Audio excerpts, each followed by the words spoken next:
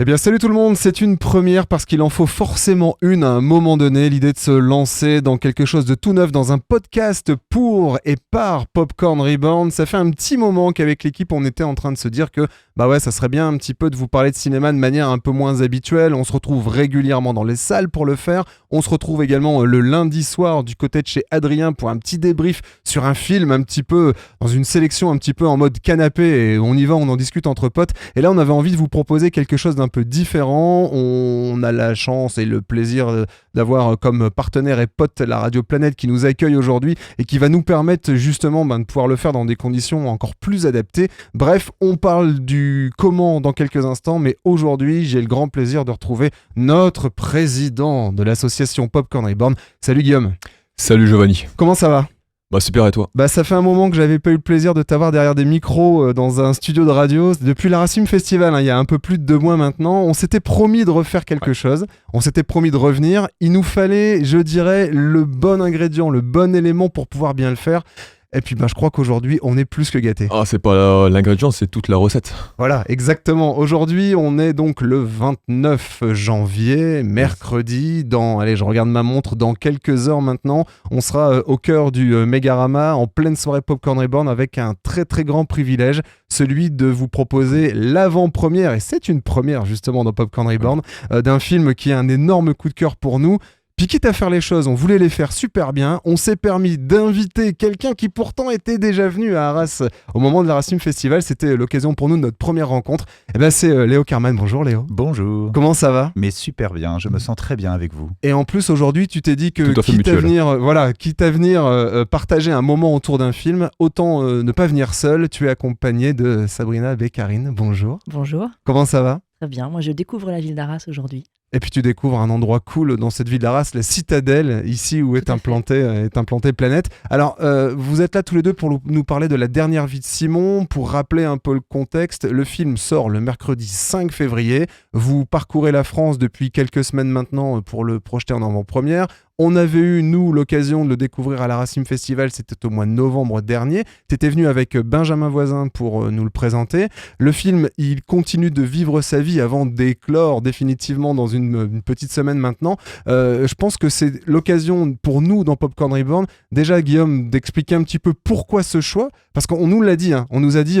les mecs, d'habitude, vous passez des vieux films des années 80-90 et là, vous arrivez avec une avant-première. Alors Guillaume, ma première question à moi, avant de laisser nos invités pouvoir nous dire qui ils sont et ce qu'ils font là, pourquoi on a choisi La dernière vie de Simon dans Popcorn Reborn ? On a choisi La dernière vie de Simon parce que il nous a semblé évident, à toi comme à moi et aux autres membres de l'association, que dans ce film-là, il y avait toutes les raisons pour lesquelles on était tombé amoureux du cinéma en premier lieu. Et c'est toute cette façon de concevoir le cinéma comme un vecteur d'émotions fortes qui s'adresse aux spectateurs par la puissance d'évocation de l'image, qui n'hésite pas à faire ressentir des grandes émotions et une envie romanesque en fait qui découle autour de ça.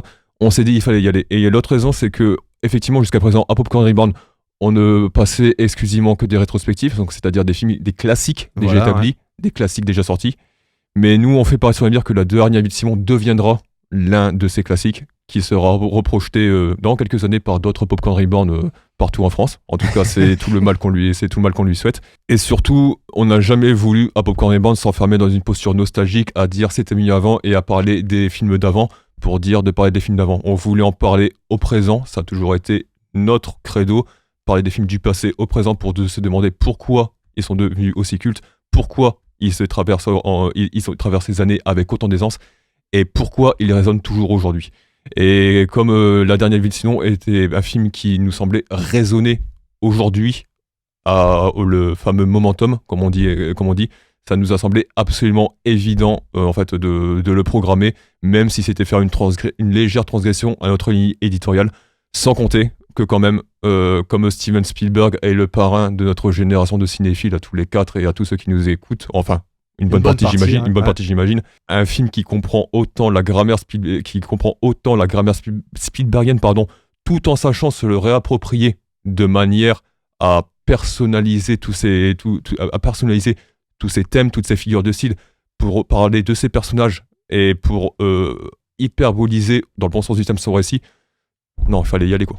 Et ben voilà, et on y est. Donc, nos invités sont avec nous aujourd'hui. Alors, Guillaume, tu vas un petit peu cadrer ce petit entretien, nous Avec permettre joie. un petit peu de les découvrir. On commence comment ? Par la question de présentation qui s'impose. Bonjour Léo, bonjour Sabrina, qui êtes-vous ? Quel a été votre parcours et vos premiers coups de cœur cinéma, c'était quoi ? Alors, qui suis-je ? Ai-je la réponse à cette question ? C'est pas la question qu'on se pose toute notre vie finalement. Ouais. C'est un peu la thématique. On ne du trouve film. jamais la réponse. C'est une belle transition. Alors moi, donc, je suis Sabrina Beccarine. Donc, je suis scénariste pour le cinéma et la télévision. J'ai coécrit un premier film qui s'appelle Les Innocentes, réalisé par Anne Fontaine. Et j'ai aussi travaillé pour Fais pas ci, fais pas ça, et notamment la série aussi 10%, sur les trois premières saisons principalement. L'envie d'être scénariste est née depuis toute petite, et je n'ai pas la moindre idée de où elle vient. C'est-à-dire que mes parents n'étaient pas cinéphiles, je ne suis pas sûre de l'avoir été non plus. Donc c'était vraiment, je pense qu'en fait je me faisais beaucoup de films dans ma tête, et un jour j'ai découvert que c'était un métier. Ouais. Et je me suis dit, mais c'est génial. Envie de raconter des histoires, quoi. Oui, c'est ça, complètement, ouais. Et je fantasmais un peu ma vie, je pense aussi. Et ça va mieux depuis. Mais et voilà. Et voilà. Donc et alors par contre, je me souviens pas de films cultes de quand j'étais petite. Je sais qu'une série qui m'a marquée, c'était la série Stargate SG1. J'étais à fond. Et je suis partie vivre à Vancouver pour pouvoir travailler dessus. C'est pour vous dire. J'étais très motivée. Et j'ai un souvenir de cinéma particulier qui est Le Roi Lion, parce que je l'ai vu avec mon père et alors attention spoiler, mais quand Moustapha meurt, je me suis effondrée dans les bras de mon père, et c'est un souvenir de cinéma que j'ai. Mais c'est pas ça qui m'a donné envie de faire du cinéma. Donc encore une fois, je ne sais pas ce qui m'a donné envie de faire du cinéma. Et voilà. Et sinon, après, je n'ai pas fait d'études. J'ai fait un bac S, étrangement. J'avais fait une option cinéma audiovisuel, mais qui ne m'a pas plu, et j'ai arrêté en cours d'année. C'est très autodidacte, pardon. Très autodidacte, ouais. Et je suis très vite partie aussi. Je suis très vite partie, notamment à Vancouver, donc pour aller voir un peu ce qui se passait là-bas, notamment par rapport à Stargate. L'obsession. Un peu obsessionnel, c'est ça, n'est-ce pas ? Est-ce que ça a porté ses fruits ? Ça a complètement porté ses fruits. J'ai bossé sur Stargate, Ok. et j'ai bossé au département accessoires. Et je me suis éclatée, parce que c'est des accessoires, quoi. C'est pas une lampe et puis une chaise, quoi. Ouais. C'est des trucs extraterrestres. Enfin, c'est le gros délire, quoi. Et donc j'ai bossé sur Stargate, j'ai bossé sur plein de séries, et en fait c'était hyper ouvert. C'est-à-dire qu'un jour je suis arrivée avec une amie, en mode on était dans une maison, des gens qui nous accueillaient comme ça, et on a reçu un papier. Ils coupaient la rue de toute circulation pendant une semaine parce qu'il y avait un tournage qui s'appelait sur une série qui s'appelait Les 4400. Ouais. Et on a fait, mais c'est fantastique, ils vont tourner au pied de notre maison. Enfin, et on y est allé, on leur a dit bonjour, ils nous ont fait, vous êtes fan de la série ? On a répondu non, on connaît pas, parce qu'on connaissait pas à l'époque. Et donc ils ne comprenaient pas pourquoi on restait à regarder. Puis on disait juste, on adore ça, quoi, le cinéma, la télé et tout. Puis voilà, génial, vous voulez bosser ? On a dit oui, et on a été engagés. Dans cette sensation grisante là, quand tu te rends compte qu'en fait que tout cet univers que tu vois de chez toi en tant que spectateur, il devient à portée de main en quelque sorte quand tu commences à évoluer. Ouais. Et donc plein d'expériences comme ça, donc à Vancouver au Canada. Et j'avais demandé mon visa pour rester là-bas, et je l'ai pas eu, donc je suis rentrée, j'ai un peu pleuré. Et je suis repartie aux États-Unis pour tenter ma chance à Los Angeles. Je suis vite repartie. Et après, j'avais plus vraiment d'options que de monter à Paris, mais c'était pas du tout ma première option, et j'y suis allée beaucoup à reculons, parce que j'avais vraiment... En fait, j'avais intégré que le cinéma, moi, qui me faisait rêver, en tout cas que je voulais faire, n'était pas français, et que je savais pas comment faire ici, en fait. Et après, j'ai rencontré Léo, et et voilà, et d'un seul coup, on était deux. Voilà. Et belle transition, Léo. Qui est Léo ? Bonjour, rebonjour. Déjà, merci pour tous vos mots, merci pour votre invitation. On est ravis d'être là. Et ça fait vraiment toujours tellement plaisir de voir que l'aboutissement de 9 ans de travail pour faire exister le cinéma qui nous fait rêver a une résonance pour ceux qui le regardent. D'où je viens. Moi, j'ai grandi dans une famille quand même assez connectée au cinéma, puisque mon père est comédien et réalisateur, et ma mère était journaliste pour le cinéma. Donc, j'ai un peu toujours baigné dans cette atmosphère-là. Alors, bizarrement, je pense que j'ai voulu raconter des histoires avant de comprendre concrètement ce que faisait mon père. J'étais jamais vraiment allé sur un plateau, ou si j'étais passé, je crois, sur le plateau de Navarro. Je me souviens du feu rouge qui était sur le bureau de Roger Alain. Mais je crois que c'est mon premier souvenir de tournage. Mais vraiment, sinon, je n'avais aucune idée de ce que faisaient concrètement mes parents. Et on va dire que le seul intérêt d'avoir, ce qui est un grand intérêt, mais l'intérêt d'avoir une famille dans le cinéma, c'est que quand vous dites que vous voulez en faire, ils ne vous regardent pas bizarrement. Alors, quand j'ai dit à mon père que je voulais faire du cinéma, il ne m'a rien dit, il m'a dit d'accord. Et puis, quand je crois, une soirée, je lui dis quand même que la psycho, c'était vachement intéressant. Je crois que le lendemain, il m'a ramené tous les fascicules de fac de psycho possibles qu'il avait trouvé. Je fais non, papa, laisse tomber. Je te jure, je vais faire du cinéma. Je suis désolé. Voilà.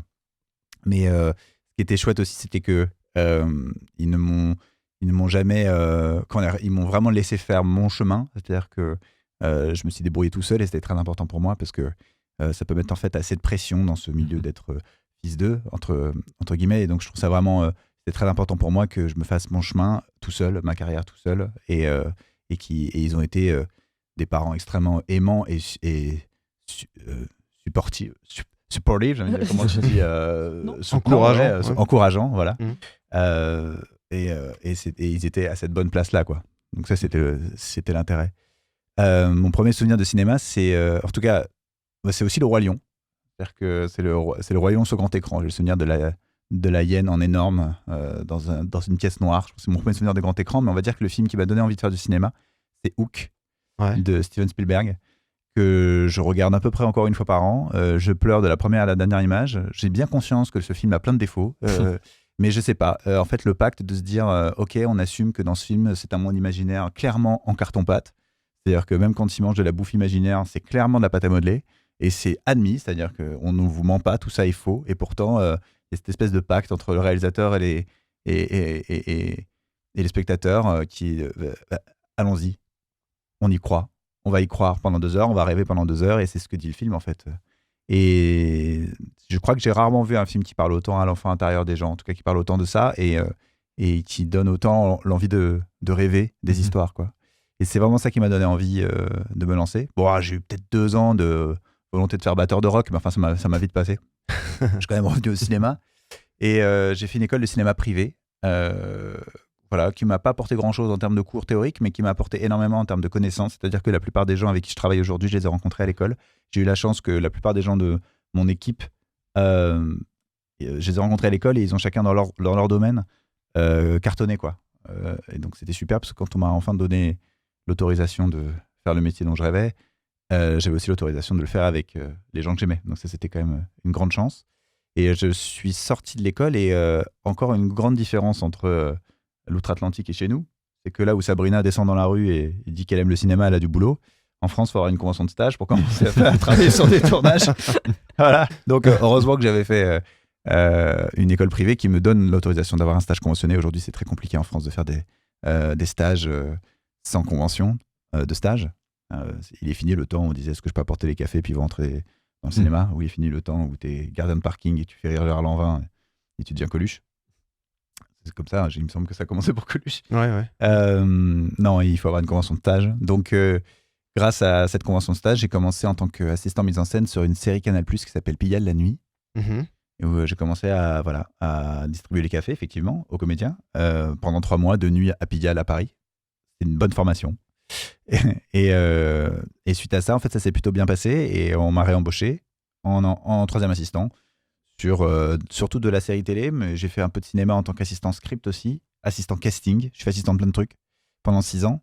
Et surtout, j'ai rencontré Sabrina à la sortie de l'école et on s'est dit, effectivement, c'était un peu mon rêve de rencontrer mon binôme scénariste en sortant de l'école et je la rencontre 2 mois après la sortie, donc c'était le bon timing. Et donc voilà, on a écrit ensemble, on écrivait ensemble entre mes tournages d'assistant. Voilà. Mais c'est très intéressant parce que finalement, même si tous les deux vous avez des parcours différents, ils ont en commun d'avoir une certaine dimension d'autodidacte dans la mesure où vous avez tout fait hors réseau, tel qu'on peut se l'entendre dans le cinéma français et la manière dont les choses fonctionnent. Mais quelque part, pour faire un cinéma qui est lui-même hors réseau, j'ai envie de dire, puisque La Dernière Mission, c'est un film fantastique, c'est un conte, ça part de merveilleux.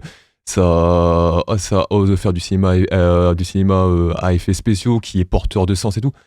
Quelque part, le parcours est aussi connecté à l'identité de votre film par rapport à la production française. En fait, je trouve que ce qui était assez intéressant, l'idée d'être assistant sur toutes ces séries et tous ces films, c'est que ça permettait de renforcer le fait, en tout cas, moi je me disais clairement, il faut faire quelque chose, quoi.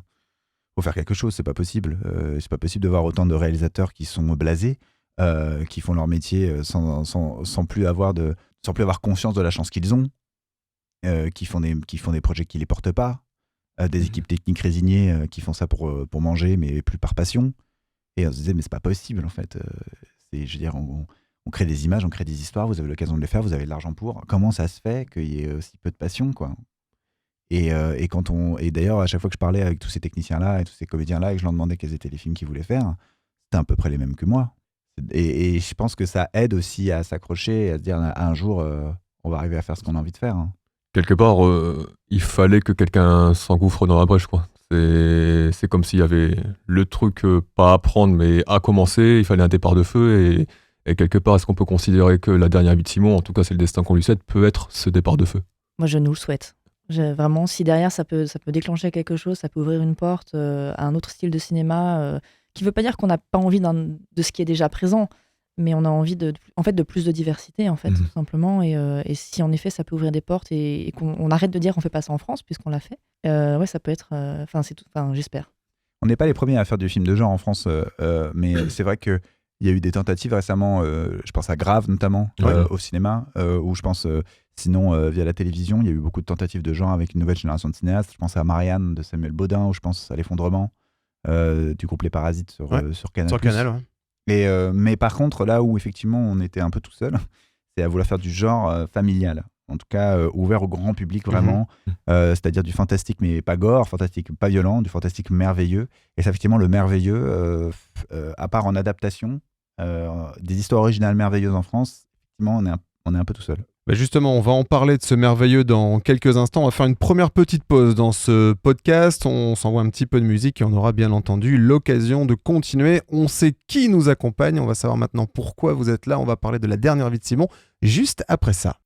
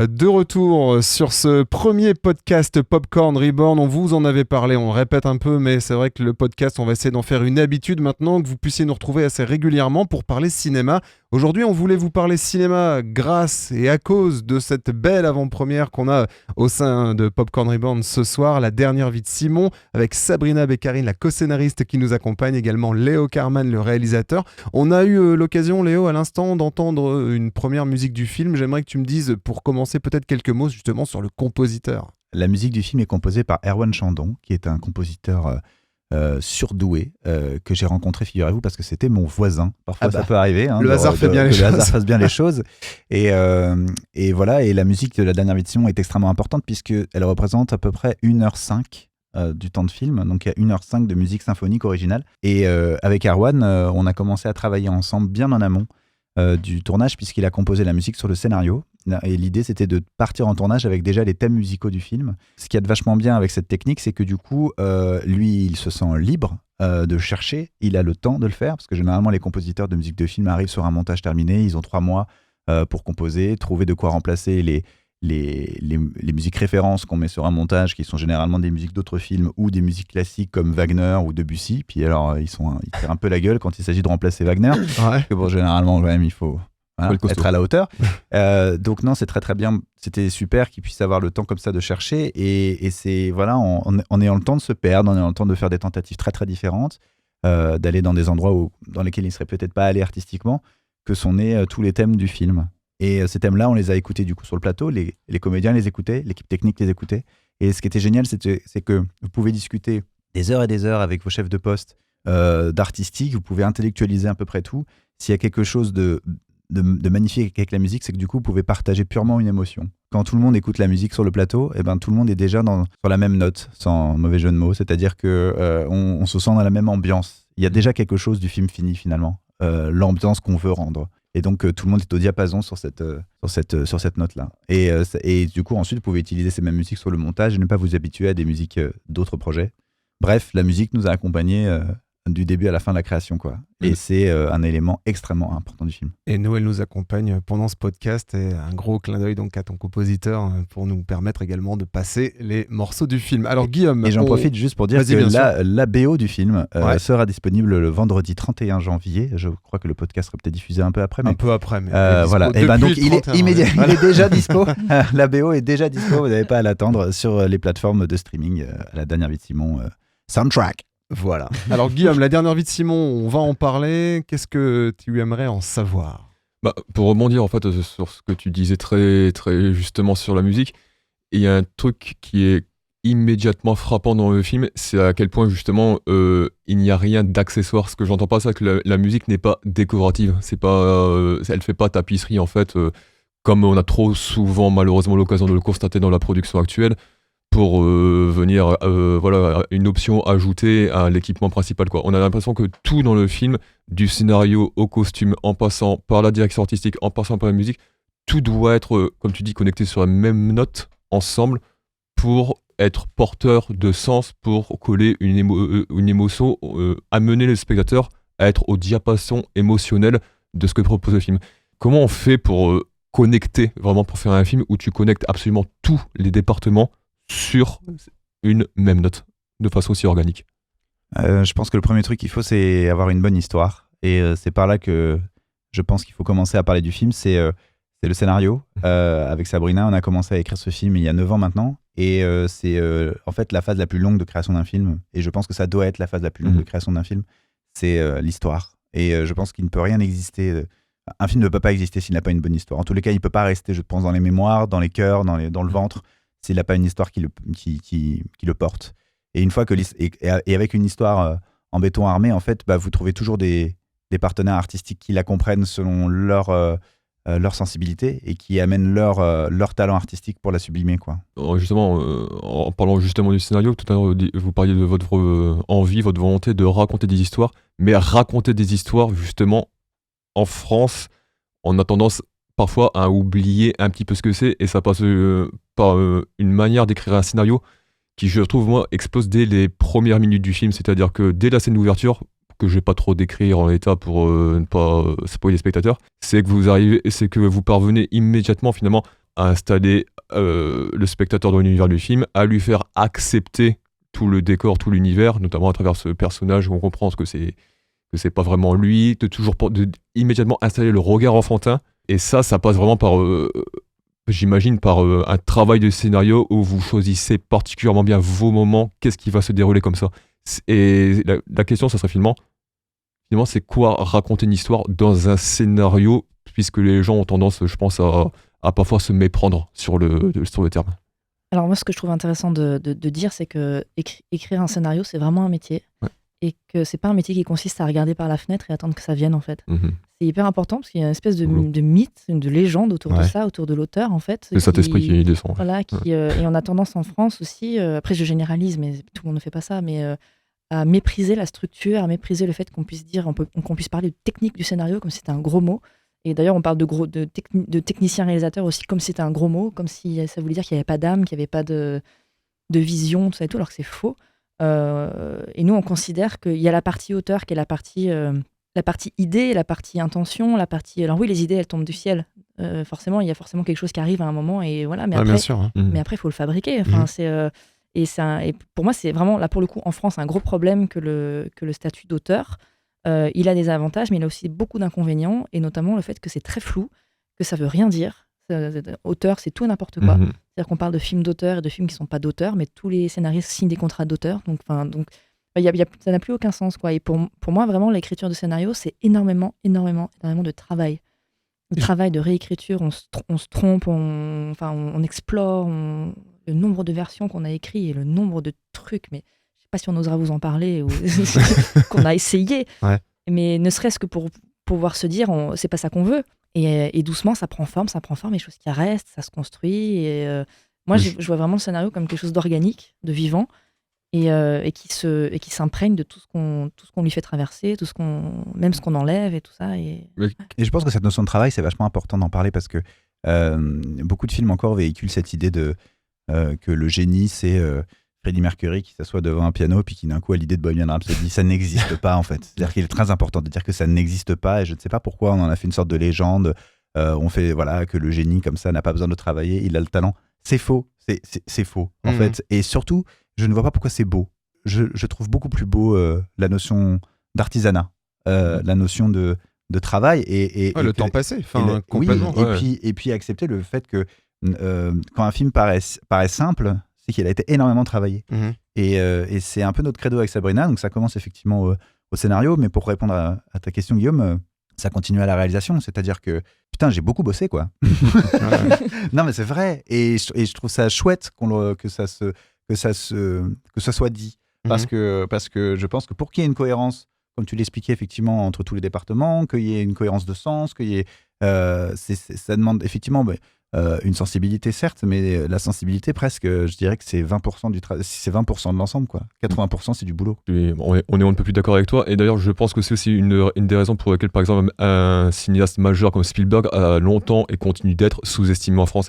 C'est comme tu le disais, les choses les plus simples à l'écran sont souvent les plus complexes à construire et à mettre en place pour justement que ça paraisse simple, quoi. Et le fait que chez Spielberg, d'ailleurs comme dans La vie de Simon, tout paraisse si évident et immédiat, on a tendance à penser que c'est facile parce qu'on ne voit pas la construction derrière, en fait.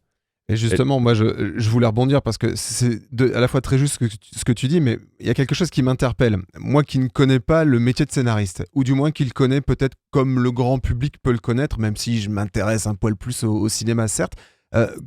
Depuis tout à l'heure, vous nous dites qu'effectivement, ça fait 9 ans donc que vous avez commencé à travailler quelque chose sur La dernière vie de Simon.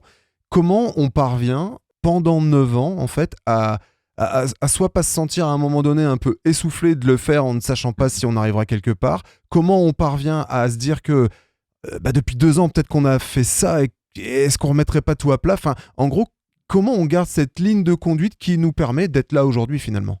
Moi, je dirais que ce qui nous fait tenir, c'est la connexion émotionnelle qu'on a au film, en fait. D'accord. C'est-à-dire que si ça avait été seulement un concept et une idée qu'on trouvait cool, je pense qu'au bout de 2 ans, on l'aurait lâché. Parce qu'on en a eu des concepts qu'on a trouvé cool avant, et d'ailleurs, je pense qu'ils sont dans un tiroir aujourd'hui et qu'ils n'en sortiront pas, en fait. Ouais. Et je pense qu'on a trouvé dans ce film quelque chose qui nous ressemblait énormément. On n'a peut-être pas conscientisé dès le début, mais en tout cas, c'était là. Et il était hors de question pour nous de ne pas le faire, en fait. Et après, on a conscientisé des choses. On s'est dit, mais c'est un film qui nous ressemble. C'est hyper important que ce premier film soit un film qui nous ressemble, parce qu'après, on va nous mettre dans une case. Donc autant que ça soit notre case, en fait. Après, c'était plus dans la tête, mais je pense que vraiment, il y avait ce truc en fait, on l'aimait trop, et c'était trop important pour nous de le faire, en fait. En fait, je pense que les idées, on en a tous beaucoup qui nous passent, ou une qu'on va trouver effectivement cool et tout ça. Mais je pense que l'idée devient envie d'histoire, effectivement, quand on trouve la métaphore du concept. Nous, on est très high concept avec Sabrina. Ouais. On aime bien aller les voir au cinéma, et puis on aime bien partir d'un concept pour écrire. Ce qu'on appelle high concept, disons, un truc que tu peux pitcher en 3 lignes. Tu te dis, ah, waouh, c'est cool. Mais en fait, le danger de ces accroches-là, en tout cas, moi, en tant que spectateur, je suis souvent déçu des films que je vais voir à high concept, parce que je trouve que l'histoire n'est pas à la hauteur du high concept. Et donc, nous, c'était notre principale peur, du coup. Comme c'est ce qu'on déteste en tant que spectateur. Et ce qui nous a fait nous accrocher à cette histoire pendant autant d'années, c'est quand on a trouvé la métaphore, quand on s'est dit un personnage qui peut se transformer, si on en fait un adolescent, c'est-à-dire que ça devient une métaphore de ce moment de la vie où en fait on rêve tous d'être quelqu'un d'autre pour qu'on nous aime. On rêvait être cet autre adolescent qui est si apprécié de la classe, où on aimerait être différent pour que cette fille ou ce garçon nous regarde. Alors qu'en fait, ce qu'on doit apprendre, c'est nous aimer nous-mêmes pour grandir. D'un coup, on s'est dit que de donner cette possibilité à un adolescent était presque terrible. Et d'un coup, ce concept nous a émus, en plus, qu'on le trouve cool. Et c'est là où on s'est dit, OK, ça nous touche en plus particulièrement. Et puis, l'envie de cinéma aussi. C'est-à-dire, c'est exactement le cinéma qu'on aime et qu'on adore et celui qu'on a regardé depuis qu'on était petit. On ne se voit pas se battre pour un autre type de cinéma que celui-là, en tout cas à l'âge qu'on a. Tout ça, mélangé, fait qu'on a tenu des années... le temps de le peaufiner et le temps qu'on finisse par nous dire oui, quoi. Et on arrive au bout. On a donc ce scénario terminé, qu'on est prêt maintenant à faire franchir l'étape supérieure. Donc tu le disais, on nous dit oui. C'est-à-dire qu'avant, tu dois travailler pour qu'on puisse te dire oui. Comment tu soutiens un projet comme La Dernière Vie de Simon ? Parce que comme le disait très justement Guillaume, on se retrouve face à un film qui sort des cases actuelles, je dirais, dans lequel on range le cinéma français. Toi, tu arrives avec un conte merveilleux, film fantastique, dans lequel tu t'appuies par un excellent casting, mais qui n'est pas un casting bankable pour le dire tel qu'il est. Donc, comment tu te retrouves avec quelque chose où à la fin, tu t'entends dire oui ? Bah, tu viens de résumer tous les problèmes. Hein. J'imagine, ouais. Mais c'est-à-dire que quand on a rencontré Grégoire de Bailly, le producteur du film, ça faisait déjà 5 ans qu'on écrivait, donc on l'a rencontré sur une version dialoguée, une version 7. Donc une version très avancée du scénario. D'accord. Jusque-là, en fait, on a fait lire plein de versions à plein de producteurs. On le fait lire sous forme de synopsis, c'est-à-dire un résumé de quelques pages, sous forme de traitement, c'est-à-dire un développement de 30 pages. Et à chaque fois, on nous répondait que c'était trop fantastique. Et on se disait, mais c'est pas trop fantastique, il n'y a pas de dragon, il n'y a pas de sorcière, c'est pas trop fantastique. Il y a un garçon qui a un pouvoir particulier, mais ça se passe dans le monde réel, avec des gens réels, c'est quoi votre problème, quoi. Ouais. Et donc on s'est dit, ok, les retours qu'ils nous faisaient, en fait, c'était pas le film qu'on voulait faire. Non, c'est pas un film trop fantastique. Donc on va aller plus loin, on va le développer plus, et on va leur montrer, en développant, que concrètement, regardez ce scénario maintenant qui fait 110 pages, regardez, c'est pas trop fantastique. On nous l'a encore dit, pendant cette version, jusqu'à ce qu'on rencontre Grégoire de Bailly, qui nous a dit la même chose que tous les autres, c'est-à-dire il n'y a pas d'équivalent en France, c'est super dangereux, ça n'a aucun sens économiquement de se lancer là-dedans, mais l'histoire me plaît trop, j'ai envie de la voir, elle me touche, j'ai envie de tenter avec vous. Et c'est à ce moment-là où il nous a dit, voilà, en France, en fait, il y a 3 leviers pour monter un film. Soit un casting de stars, comme tu disais, voilà. Soit un réalisateur bankable, soit un scénario en béton armé. Du coup, on s'est remis au boulot. Parce qu'il y avait que ça, en fait, c'était notre seule arme pour pouvoir dire non, mais attendez, pour pouvoir trouver d'autres personnes comme Grégoire, qui ait un coup de cœur suffisamment fort pour que le cœur remplace la peur, disons. Ça sera une belle façon de le dire. Et une fois qu'on a franchi toutes ces étapes, qu'on a effectué 10 des 12 travaux d'Hercule, il y en a encore 2 qui consistent à faire le film. Comment ça se passe pour engager, pour travailler avec la direction artistique, trouver les comédiens, parce que j'imagine que là c'est pareil, ça a dû être une sacrée aventure. Le lieu de tournage évidemment aussi, parce qu'on n'a pas dit, mais le film se déroule en Bretagne et le décor a une place prépondérante en fait dans toutes les émotions que l'on peut ressentir dans le film. Voilà, comment ça se passe ? Ça se passe très très bien, parce qu'à partir du moment où on donne la possibilité de faire notre métier, on s'y sent bien. Hein. Déjà, vous parliez de la difficulté du casting, ça n'a pas du tout été une difficulté, parce qu'il faut savoir que même si on voit toujours les 30 mêmes visages sur les affiches françaises, en fait, le pays regorge d'acteurs exceptionnels. Vraiment, énormément. On a énormément de comédiens de talent. Et c'était en fait un pur plaisir de pouvoir les rencontrer. Tous les castings, j'ai commencé par les castings des ados, parce que le film se passe sur 2 époques. J'ai commencé par le casting des ados. Et grâce à Nathalie Chéron, la directrice de casting, qui m'a aidé à trouver les noms qu'elle avait repérés déjà dans ses précédents castings, j'ai tenu quand même à les faire moi-même. C'est-à-dire que j'ai rencontré une centaine de jeunes pour trouver Madeleine et, disons, les 2 apparences principales de Simon. Et c'était génial parce que ça m'a permis de confirmer, de rencontrer toute une génération d'acteurs, parce qu'ils avaient tous entre 20 et 30 ans, et de confirmer le fait qu'on avait un vivier d'acteurs, mais exceptionnel, qu'il était temps de renouveler, pas que ceux qu'on aime qui sont à l'affiche s'en aillent, mais en tout cas qui partagent un peu les affiches avec d'autres acteurs exceptionnels. Donc ça, c'était très facile. Et puis pareil, s'entourer de gens de talent, c'était très facile aussi, parce qu'il y en a beaucoup, beaucoup. Et ce qui était génial, c'était que Grégoire de Bailly donc le producteur, a eu la présence d'esprit de me dire, Léo, tu es très jeune pour faire un film. Tout le monde n'arrête pas de le dire. C'est-à-dire que le premier rendez-vous avec un des distributeurs qui a failli faire le film avant de le voir et trouver qu'il faisait trop Spielberg et de nous le rendre.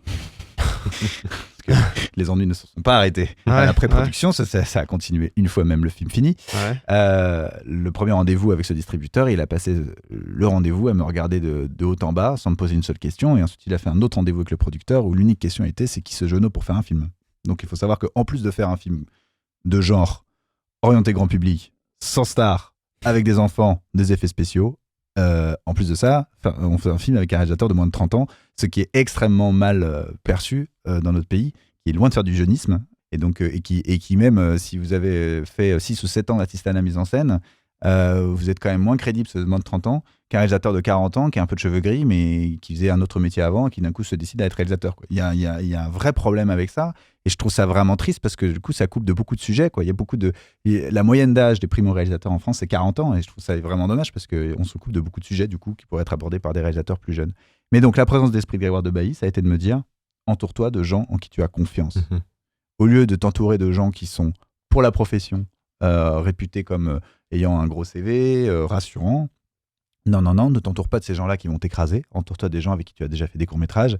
Et donc, la moyenne d'âge de l'équipe était de 28 ans. Et la plupart des chefs de poste, c'était leur première fois en tant que chef de poste. C'est ce que tu disais tout à l'heure, que le fait que y ait énormément de techniciens en France qui étaient extrêmement doués, mais qui étaient contraints un petit peu de faire de la prestation de service parce qu'ils ne se reconnaissaient pas dans les films dans lesquels ils pouvaient travailler. Toi, tu arrives et quelque part, tu libères un peu cette frustration-là. Comme le dit bien Sabrina, c'est que on nous a dit on fait pas ça en France pendant tout le financement. Et puis pendant le tournage, on nous disait on fait pas ça en France. Extrêmement excité. Ça sera le mot de la fin pour cette partie, mais nous, ce qu'on fait en France et ce qu'on fait surtout ici à Arras, c'est l'avant-première du film La dernière vie de Simon. C'est avoir le plaisir de retrouver Sabrina et Léo ici dans les studios de Planète. Et puis Guillaume, bien entendu, pour nous parler de tout ça. On fait une petite pause, on repart dans la magnifique bande-son du film. Et puis on se retrouvera juste après. On continue de parler du film, mais on a aussi envie de vous poser quelques questions sur votre inspiration dans le cinéma, sur ce que vous aimez peut-être moins. Puis peut-être un petit état des lieux vite fait du cinéma en France au jour d'aujourd'hui. Et pourquoi pas ?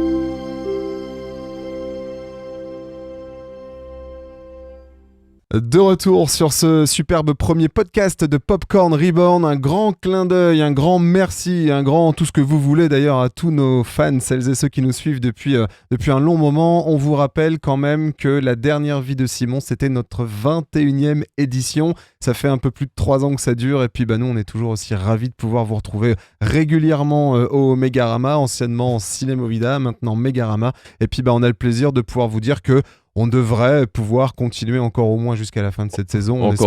Encore 3 ans supplémentaires et 3 ans de plus et 3 ans de plus. Voilà, et ainsi de suite. Voilà. Et bref, on est vraiment ravis nous de pouvoir vous parler cinéma aussi régulièrement et de le faire autour de films qui vous plaisent et qui nous plaisent à nous aussi. Parce que comme tu le disais tout à l'heure à Léo et Sabrina, on est des gens à la base un peu égoïstes. On s'est dit qu'on allait se faire notre plaisir de revoir sur grand écran les classiques de notre génération. Puis finalement, ça vous a bien branché aussi. Donc on a eu l'occasion de pouvoir le continuer avec et pour vous. Et ça nous fait super plaisir. Alors on a parlé pas mal de comment était arrivée la dernière vie de Simon. On a conclu notre petite intervention précédente en parlant du casting. On l'a évoqué de façon assez rapide. Moi, j'aimerais, Léo, qu'on puisse en parler un peu plus. Alors, je te laisse un petit peu, finalement, poser un petit peu ce choix de casting, ce pourquoi et ce comment, de manière à ce que tu nous guides un petit peu pour qu'on fasse connaissance tant avec ces personnages qu'avec ceux et celles qui les interprètent.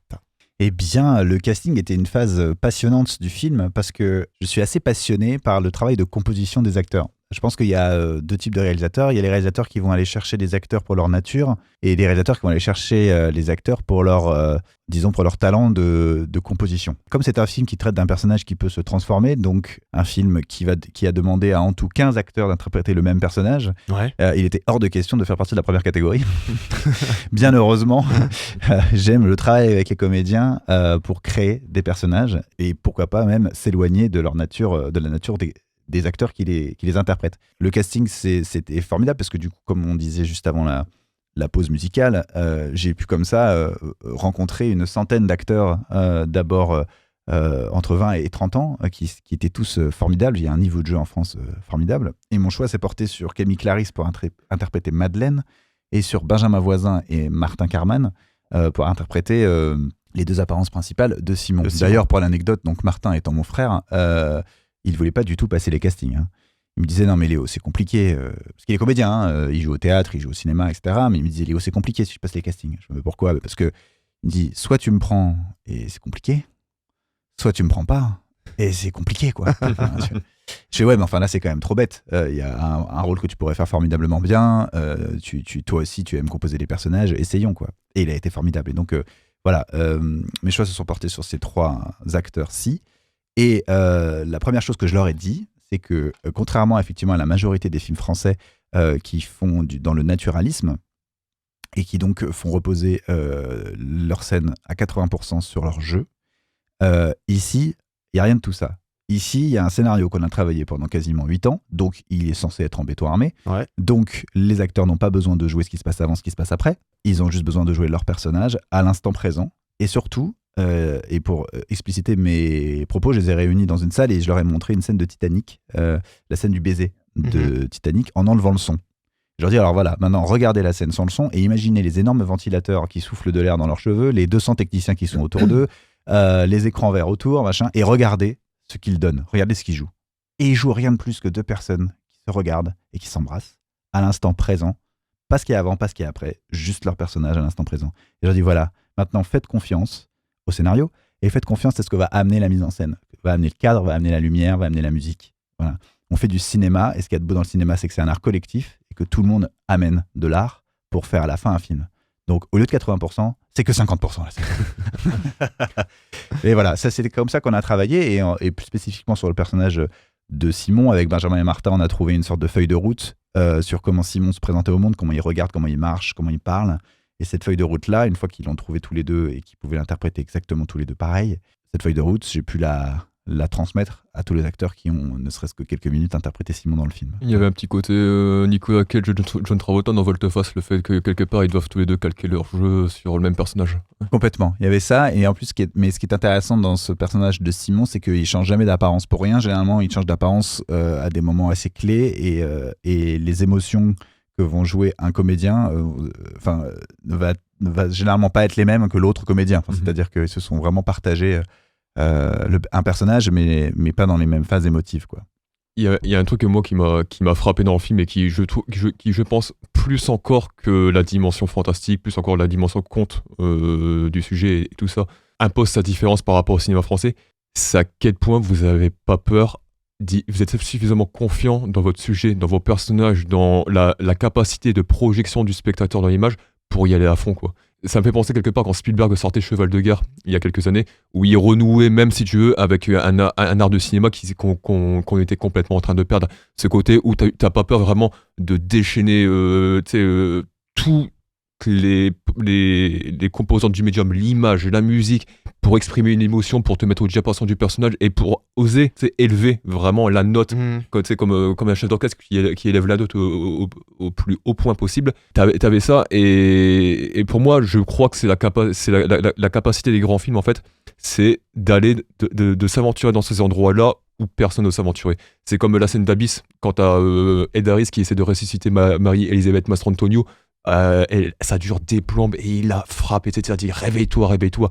Enfin, moi, je suis cassé en deux à chaque fois que je vois cette scène-là et je me dis c'est impossible à faire. Cette scène est impossible à faire pour 90% des réalisateurs. Et il y a ce truc-là, en fait, dans le film, c'est ce côté j'ose élever la note, quoi. J'ose y aller. À quel moment on se dit qu'on a suffisamment bétonné le truc et qu'on a surtout suffisamment confiance dans le spectateur, sa capacité de projection, sa capacité à accepter tout ça pour se dire allez hop, on y va, quoi. Je pense que de base, il y a un travail au scénario très fort qui fait que on sait, nous, quand on travaille, qu'on s'autorisera, tout peut arriver à notre personnage si on croit en notre personnage.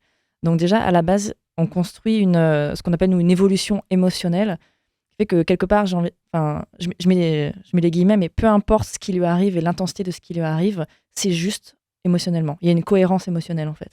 Et j'ai la sensation que si on arrive à être juste au niveau de la cohérence émotionnelle, on peut pousser les curseurs autour et c'est OK, en fait. C'est OK parce que le cœur de la scène, il est là et il est juste et il est cohérent.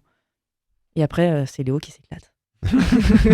Mais non, mais en fait, c'est très simple de pousser les curseurs quand on a un scénario où on sait que de base, vous pourriez filmer la scène sans rien faire d'autre qu'un chant contre chant sur deux comédiens. Vous savez déjà que la scène, elle marche. Donc, moi, c'est ce qu'on s'est dit avec Sabrina à la fin du tournage de La Dernière Vie de Simon. C'est-à-dire que certes, celui-ci a mis 9 ans à se faire. Alors, j'espère bien que les prochains mettront beaucoup moins de temps. Mais par contre, il est très important qu'on ait la même exigence sur le scénario parce que j'ai béni tous les jours de ce tournage d'avoir un scénario sur lequel je n'avais pas besoin de revenir, quoi. C'est-à-dire que tu lis la scène, déjà, c'est émouvant rien qu'en la lisant. Donc, il suffit que les acteurs la jouent juste, que déjà, elle est réussie. Donc c'est génial. J'ai pu me concentrer exclusivement à comment, avec la mise en scène, la magnifier, quoi. Et ça, c'est un plaisir immense. Et après, je pense que, pour reciter Spielberg, qui, je crois, c'est peut-être la 150e occurrence dans ce podcast, mais je crois avoir lu que Spielberg était la personne la plus citée aux Oscars de l'histoire des Oscars. C'est-à-dire que c'est le nom qui ressort le plus souvent. Faut savoir, on n'est pas les seuls. Spielberg, il dit, il a 2 conseils pour faire un film. Le premier, c'est aborder tous les films comme si c'était son premier. Ça veut dire aborder tous les films en ayant l'humilité de se dire est-ce que je remets pas en cause absolument tout ce que je sais, parce que c'est l'histoire qui dirige la mise en scène. Et le deuxième conseil, c'est aborder tous les films comme si on avait 13 ans. Et c'est super beau ce conseil-là, parce que ça veut dire juste te reconnecter à ton enfant intérieur, à celui qui croit et celui qui a envie d'imaginer, celui qui a envie de rêver. Et si tu te connectes à ça, tu peux y aller, en fait. Parce qu'il faut faire confiance à tous les enfants intérieurs du public, je pense.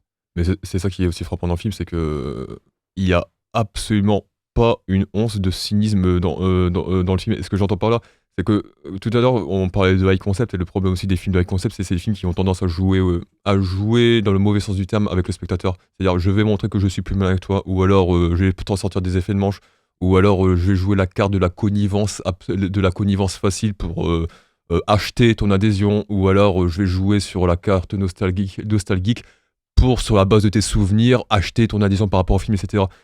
David Simon, c'est quand je dis, je vais dire un gros mot, mais c'en est pas un. Quand je dis que c'est un film à l'ancienne, c'est un film où, grosso modo, on a l'impression qu'il y a eu, comme s'il y avait eu 50 ans d'évolution du cinéma qui avait été mise de côté dans cette relation, je trouve, un peu néfaste avec le spectateur, pour renouer, évidemment, avec un émerveillement qui est un émerveillement original. Quand tu t'assoyais dans le cinéma, tu découvrais le grand écran et tu voyais des personnages évoluer sur cet écran. Sans avoir cette connivence, peut-être cette surconnaissance ou ce trop plat de conscience du film quand tu le regardes, quoi. Bah, c'est Hervé, je pense qu'on a écrit du début de l'écriture à la fin de la réalisation de ce film, on n'a jamais eu une pensée économique, comment faire marcher ce film dans l'industrie. On était juste connecté à notre envie de cinéma et de spectateur, quoi. Et à ce qui nous a donné envie d'en faire. Et ça nous a jamais quitté, et j'espère que ça nous quittera jamais dans tous les projets qu'on fera.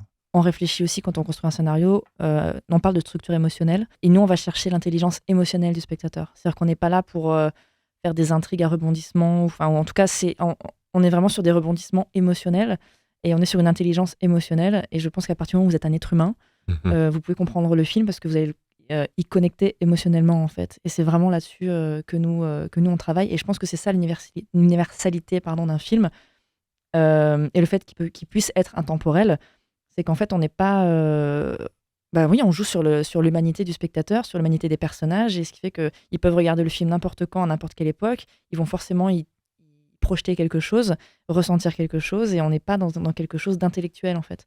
Vraiment dans le corps et dans les émotions, dans la sensibilité, dans la sensorialité, et ça c'est universel en fait.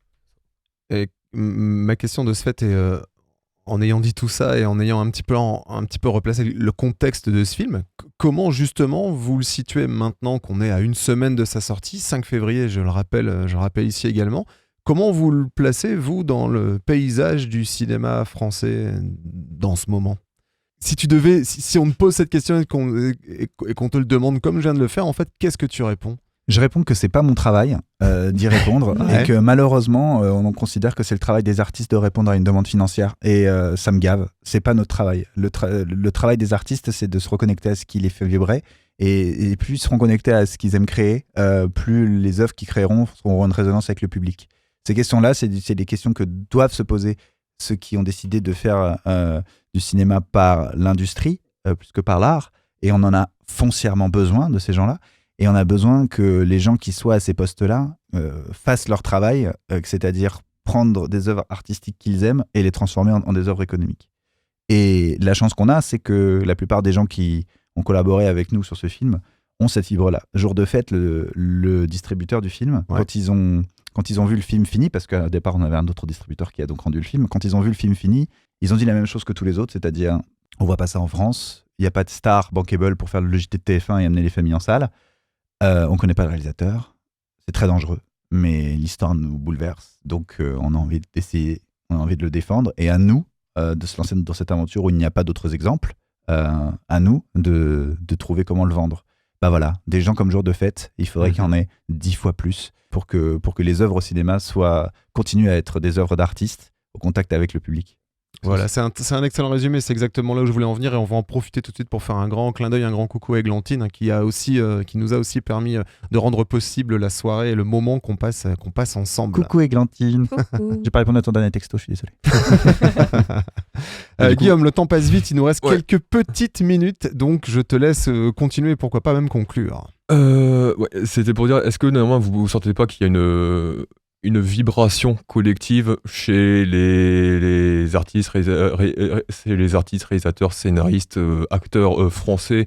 En ce moment, moi je pense à Un vrai bonhomme de Benjamin Parent, qui est un excellent film qui est sorti il y a quelques semaines maintenant, dans lequel joue également brillamment Benjamin Voisin, Absolument.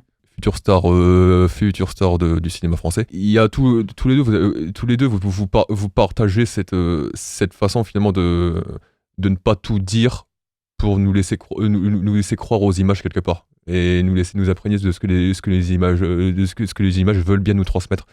Mais il y a vous deux, et puis je pense aussi à des cinéastes comme Louis-Julien Petit qui dans un style contexte différent, ouais. totalement différent partagent aussi cette vocation.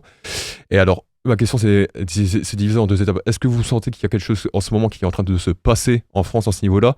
Et est-ce que quelque part vous n'avez pas peur que ça fasse, si oui évidemment, est-ce que vous n'avez pas peur que ça fasse comme cette espèce de révolution avortée qu'il y a eu dans la fin des années 90-2000, quand vous aviez eu le Pacte des loups de Christophe Gans qui sortait, qui avait été un carton en salle mais qui n'avait pas émulé plus que ça, pareil pour Les Rivières pourpres de Kassovitz, et qui après nous ont donné 10 ans de Belphégor, Arsène Lupin, j'en passais des meilleurs quoi. Alors, je pense qu'il y a vraiment quelque chose qui est en train de se passer, et on arrive à une génération en fait de scénaristes, réalisateurs, tout ça, qui ont déjà été biberonnés aux films des années 80 et 90, et aussi qui en ce moment assistent à une vraie révolution grâce à la série, notamment à Netflix, qui autorise beaucoup de choses, et en fait, on a envie de le faire, en fait. On a envie de le faire, on sait qu'on peut le faire, Et mine de rien, je pense que c'est hyper intéressant, Netflix et toutes les plateformes qui existent, parce que c'est de la concurrence. Et ça oblige aussi ceux qui sont un peu frileux à aller prendre un peu plus de risques, en fait. Et non, je suis tout à fait d'accord avec Sabrina. Et j'ai l'impression que aussi, comme tu dis, avec Netflix, c'est aussi la multiplication des médias et le fait que le genre arrive aussi beaucoup par la série. On parlait de ça tout à l'heure, on parlait de Marianne et de l'effondrement. Ce que je veux dire, c'est que je pense qu'effectivement, on est une génération aussi qui assume le fait que les réalisateurs n'ont pas forcément envie d'écrire et les scénaristes n'ont pas forcément envie de réaliser. Donc on commence aussi à justement arrêter de parler d'auteur et de parler concrètement de travail, et donc d'assumer le fait que les scénaristes ils peuvent avoir envie de juste écrire, les réalisateurs avoir envie de juste réaliser, que les collaborations sont possibles. Voilà, je pense qu'on est une nouvelle génération qui assumons nos références et assumons le travail qu'on a envie de faire. Quelque part, vous êtes aussi une génération, vous y êtes, mais nous sommes aussi une génération qui sommes, par nos influences, sommes un peu émancipés de la tutelle intellectuelle de la politique des auteurs, quelque part, qui a toujours été une sorte de chape de plomb qui pèse sur le cinéma français et qui a conduit à cette scission entre les films d'auteur, grosso modo, qui avaient la cote artistique, et les films comédie populaire, même si je trouve que le mot est terriblement choisi, qui eux ont juste la cote TF1, Prime Time, etc. quoi. Complètement. Moi, c'est un truc que j'ai jamais compris. Je sais toujours pas ce que c'est qu'un film d'auteur. Ouais, même un film populaire, qu'est-ce que c'est? Tous les films sont censés être populaires. Il y a des gens pour qui un film d'auteur c'est un film chiant, il y a des gens pour qui c'est un film qui raconte des choses, il y a des gens pour qui... Je sais pas ce que c'est qu'un film d'auteur. En fait. Voilà, et j'ai l'impression qu'on n'est pas tout seul à vouloir faire si on prend les termes, faire des films d'auteur populaires. Des films populaires d'auteur. Ouais, c'est ça. En fait, en gros, des films grand public intelligents. Ouais. Mais je pense que c'est possible et qu'on peut faire du grand public intelligent en mélangeant les genres. Est-ce que par faire un film grand public ne devrait pas être une vocation initiale, au sens où si tu pars dès le départ avec l'idée je vais faire un film qui s'adresse pas à tout le monde parce que grosso modo il y en a quelques-uns qui pourront le comprendre, est-ce que tu passes pas déjà à côté de la vocation du médium? Après, je pense qu'il y a peut-être certains films très ciblés qui peuvent... des films d'horreur, par exemple, où en effet, il y a peut-être un public beaucoup plus cible. Mais c'est vrai que je trouve ça un peu étrange de dire, mais en fait, quelqu'un qui fait un film qui dit « Ouais, j'ai pas tellement envie que les gens le voient. » Non, ça peut être un petit public. C'est ça. Un petit public, ce serait bien. Bon, en tout cas, un film qu'on a absolument envie de voir ce soir, mercredi 29 janvier, au Mégarama, dans le cadre de la très belle soirée Popcorn Reborn. C'est La dernière vie de Simon. On le retrouvera en salle le 5 février. On lui souhaite un parcours du feu de Dieu. Il faut le dire tel qu'on a envie que ce le soit. Moi, en tout cas, merci beaucoup, Sabrina. Merci beaucoup, Léo, d'avoir répondu présent à notre invitation. C'était un vrai plaisir. Nous, on est ravis de vous avoir eu ici à Planète, dans Popcorn Reborn. Et merci à toi, Giovanni, pour cette leçon de mastering of ceremony absolument tonitruante. Tu sais, je peux animer un peu tout comme tu veux, quand tu veux. On en reparle après. Je sais bien. Allez, on va vous souhaiter un bon moment en salle, bien entendu, un bon moment avec Popcorn Reborn. On tient à remercier, bien entendu, Planète pour son accueil ici dans ces locaux. Popcorn Reborn et Phil Roux Prod à la production justement de cette belle émission, ce beau petit podcast. Phil Roux Prod qui vous balance toutes les photos qui ont été faites aujourd'hui. Ce sera en ligne également sur notre petite page. N'hésitez pas à les partager, etc., etc. Bref, de quoi revoir en images les bons moments qu'on a partagés ici. La dernière vie de Simon, le 5 février en salle. On va se battre comme des malades pour que ce soit en salle aussi, très près de chez vous, ici à Arras. Si c'est pas le cas, vous prendrez votre voiture, vous irez à Lille, j'en sais rien où vous irez, mais vous irez voir ce film en salle. C'est le seul message qui me reste à vous passer. Vous ferez du stop, parce que le bon cinéma, le grand cinéma, ça se mérite. Exactement. Merci beaucoup et à bientôt. Merci. Au revoir. Allez, ciao, ciao. Salut, je m'appelle Simon. Je suis du foyer. Tes parents, ils sont morts? Je sais pas.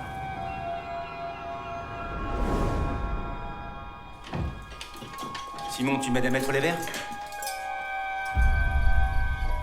Maintenant, les secrets. Ce que je vais vous montrer, je n'ai jamais montré à personne. Tu peux te transformer en n'importe qui. Vous rentrez pour manger, d'accord? Prêt? Partez! Simon! On peut pas aller par là!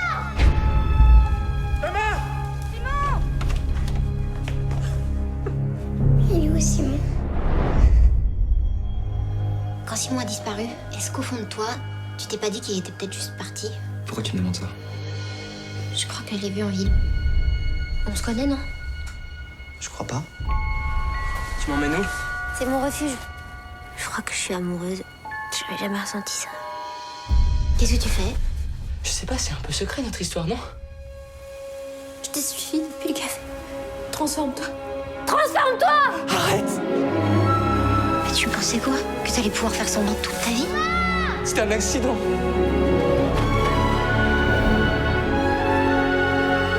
Thomas!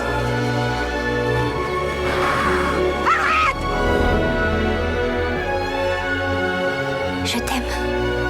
Peu importe à quoi tu ressembles.